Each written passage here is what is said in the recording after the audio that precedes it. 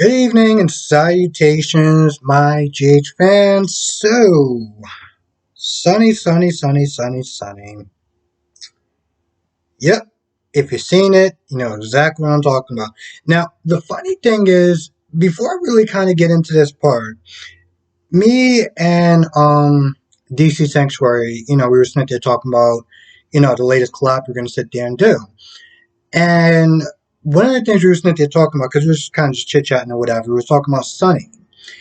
And the question was, is Sonny taking his medication?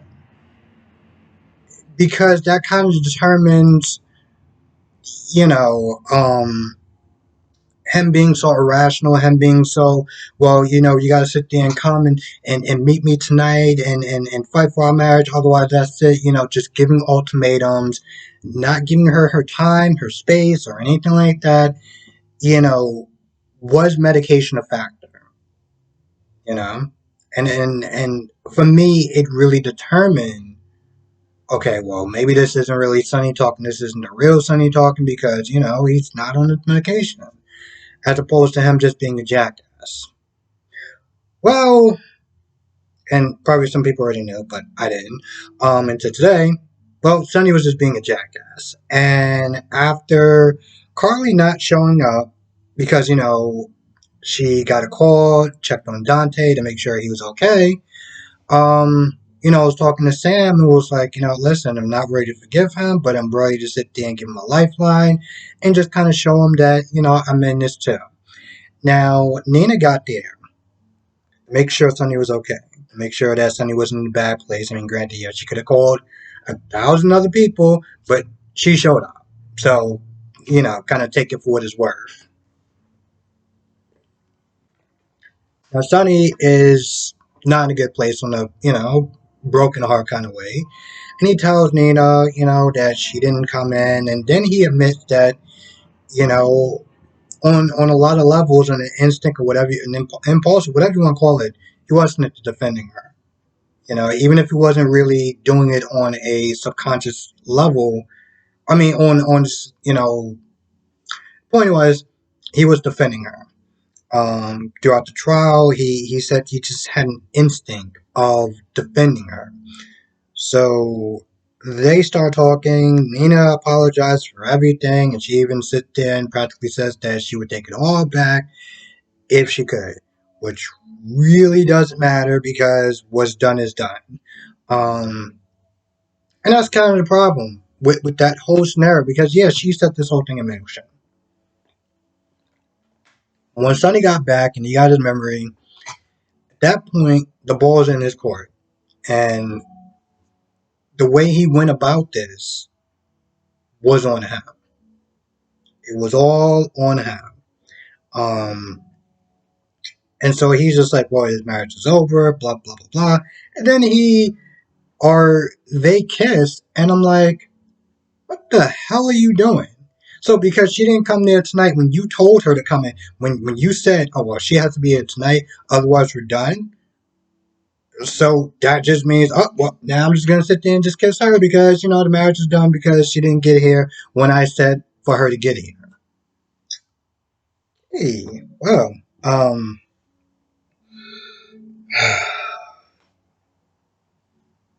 you know, this is just some of the reasons why I'm not really about the whole coupling thing because it's not so much, even if, let's just sit there and say, I wanted a change, I wanted something different, I'm tired of seeing Carly and Sonny together, I'm tired of seeing them bickering, something new needs to happen.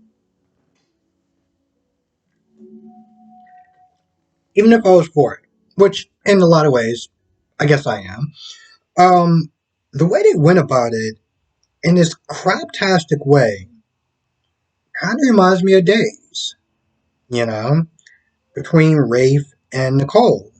And a lot of people wanted them to be together. But the way they went about it, going behind Ava's back, lying to her constantly, um, was just such a craptastic way of going about it that it was like, yeah, you got them together, but it was like you made them look like trash along the way. And what Sonny did was straight up trash. Okay. It was straight up trash. And so after Carly, Sonny chucked his phone. So when Carly was they calling him to let him know that yeah, Dante's in the hospital, but he's going to be okay. When she called, he couldn't pick up, and she decides to go there. So of course she goes there and she sees the white rose petals, or the white petals on the floor, and she's all like, "Oh, he did something nice and sweet." And I'm just sitting there just looking like, "Yep, okay, all right, this is gonna happen." And it's funny too because when I was reading the comment section, somebody was saying that they were gonna, you know, oh, and by the way, they had sex. Um, and someone was to say, they're gonna have sex or whatever. Now, when I read that, I was like, okay, maybe, they'll probably date for a little bit or whatever. It was like, nope.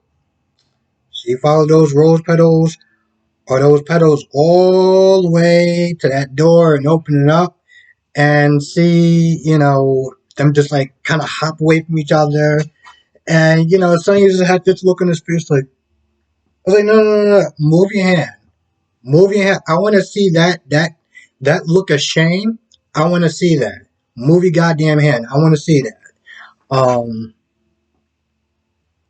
it's I was gonna sit there and say it's funny, but it's not. Nina did sit there and say the next time that Sonny comes towards me, um, I'm not gonna turn him away, and that's what happened.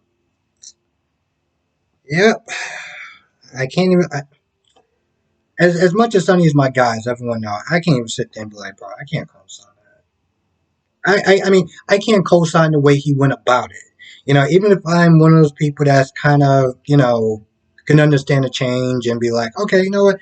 I'm gonna sit there and see where this whole Sonny and Nina thing goes, and I know I'm gonna be roasted in the comment section, and I'm okay with that. But with that being said, they just went about it in such a craptastic way that it makes them both look like trash. Now, Maxie,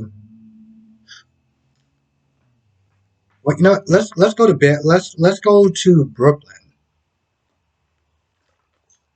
So Brooklyn is nervous. She's panicking. She doesn't know how to sit there. Hell, she even has a panic attack, and she doesn't know how she's going to tell Maxie. And Chase is like, "Yeah, we got to do something. We got to sit there and try. You got to tell her. You got to let her know." Zap, they call the cops and everything like that. Um, Now here's the thing. I know there's going to be a lot of people that's going to sit there and blame, um, Brooklyn and Chase for this and be like, well, Chase was a cop and he couldn't sit there. You know what? At the end of the day, and I know it sounds a little kind of harsh, but I'm going to sit there and say it. Hmm, hmm. You know what? Let me let me kind of hold off on that. My point is that I felt like Chase did everything that he could in that situation that he was given. In that situation he was given, he did everything that he could. And Brooklyn did everything that she could. I know a lot of people are going to be sitting there going at Brooklyn and everything like that, and Brooklyn's this and Brooklyn's that. And trust me, we all know that Miss Blazer is my favorite character. But I can't sit there and fault either of them for this. Um,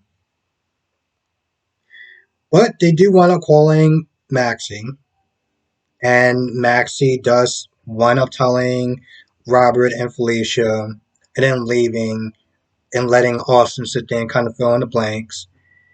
And Ned gets there, and at first Ned acts like a jackass towards Chase and is blaming Brooklyn for leaving the house, but then he apologizes. And you know what? At the end of the day, when Anna and Dante get there, they're questioning Brooklyn like, yo, why would Peter come over here to try to get Bailey?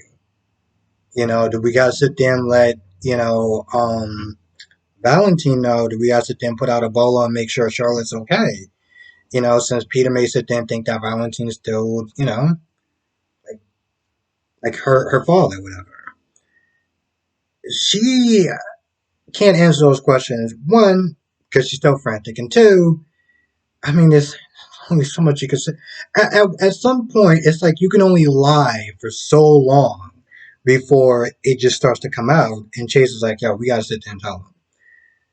And before they able to sit there and do that, Maxie comes in and Maxie just tells them all. Now, truth of the matter is, this whole thing, you know what? I would sit there and say this whole thing could be avoided, but they would have had their chances would have been better if a lot of people were in the dark. Um, and Maxie does want to telling Ned and Anna and Dante. I think I said that. Yeah. One of telling them the truth. And at this point, Ned is like, what? Like he just has that look of shock. And you see in the previews that I don't know if Ned or somebody, I think Ned was mentioned saying like there may be other, you may actually like be facing some other problems. I'm guessing like legal problems. Speaking of Chase, I don't know if that man's actually going to be a cop again. He might want to find a new career path at this point.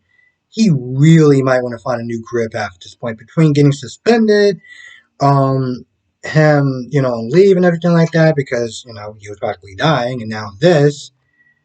Yeah, he might want to start looking for a new job. And before that, Robert was there. And I only found out like last year that Robert and Mac are brothers. I didn't know that at all. Anyway, they're not they're worried about Mac. Long story short, Mac's gonna be fine. He has a long road to recovery, but he's gonna be fine. So that's cool. Oh, and also Carly ran into Maxie to check on her to make sure she's okay. But well, now everyone knows the truth. Everyone knows the truth, and at this point, it is way too late. Now, here's the thing: I said they would have had better chances, of protecting um, Louise. Doesn't mean they could actually stop Peter, but they would have had better chances. One, Peter's smart. Two, well, he has plot armor, so he's pretty much like Batman in that case. So I mean, with that, I mean, granted, with those being said, there could have still been a chance that Peter could just ran off with Louise anyway. Um, but again, at the end of the day, this is on Maxie. Not for having her baby snatched, but for not informing the right amount of people and letting them know. And this way, they could have kept a better eye on Peter and the baby.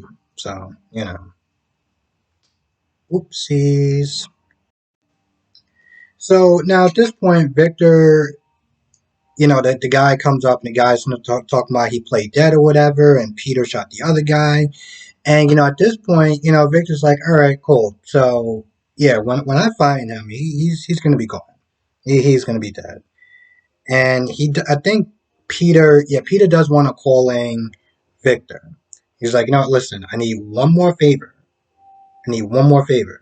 Now, Victor didn't think he has the upper hand because he placed a GPS tracker on the van or the truck, whatever there is that they're using. But Peter found it.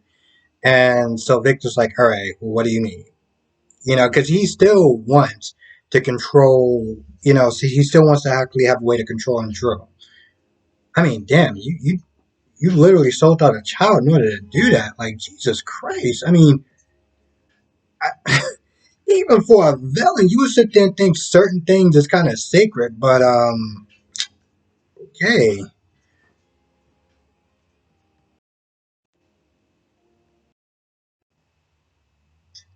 yeah, I think that's about it. I think that's about it. Also, there's so many damn characters in this episode that I felt like at some point I probably would have wound up losing track of somebody, but I think I pretty much covered everything. And so, with that being said, I'm going to go. I want to thank everyone for watching. Be safe. Let me know what your thoughts are in the comment section below. And I will see you in the next video.